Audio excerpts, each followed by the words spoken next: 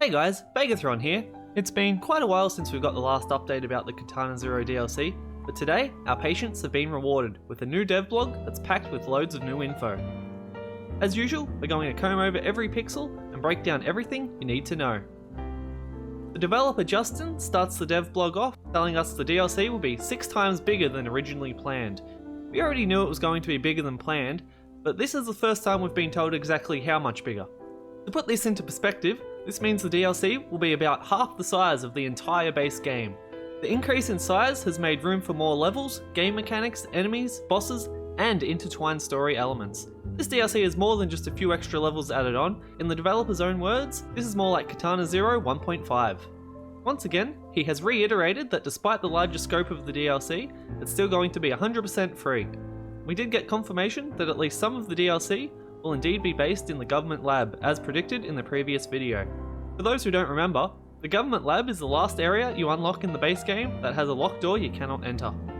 Here we can see some footage of the level with some new enemies. These scientists are armed with some kind of plasma pistols whose shots can ricochet off walls. These shots seem to travel a fixed distance and continue to ricochet until that distance has been travelled or until they hit someone. This adds an extra layer of difficulty when dodging, and it's also worth noting that Zero is always dodge rolling these shots in the footage, implying that they may not be deflectable with his sword. It's also hinted they have a few other tricks up their sleeves, which we don't know yet. The bad guys aren't the only ones who get to play with some new toys. In this footage, we get to see a new weapon, the Plasma Blaster. This new gadget fires a projectile that can arc between enemies who are standing close enough together.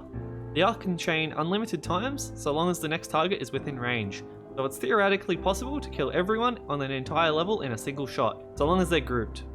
Those with a keen eye will also notice that after firing the Plasma Blaster, a green rod is ejected. This could mean that instead of throwing the weapon away after each use like other items, the new items could have an ammo system. The next gadget we are shown is the gravity warping roboarm. As you can see here, this weapon stops projectiles in their tracks, Kylo Ren style, and then, after a short delay, sends them back where they came from. If there aren't projectiles flying at you, it can also be used to push enemies back, presumably killing them if they hit something. This is definitely the most badass looking weapon we've seen from the new update, and it's going to be hugely satisfying putting it to use in the new levels. Next, we have this mysterious character with a huge gun wearing a new mecha uniform. So far, everyone wearing this uniform in the game has been a Null Soldier, so it seems like a reasonable assumption to say this person is also a Null Soldier.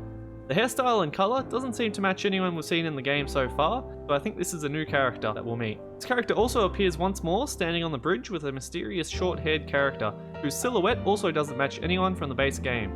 It's unknown if these new characters will be friends or foes, or what their goals are. One thing that also stuck out for me at the start of the blog was the mention of intertwined story elements. This is a bit speculative, but I think this is a good indicator that there will be at least a few levels where we get to play from another character's perspective, similar to the level of the base game where we played as 15. Justin the developer is still splitting his time between Katana Zero and his other project, Pocket Squirrel, and says progress for both games are proceeding at a healthy rate.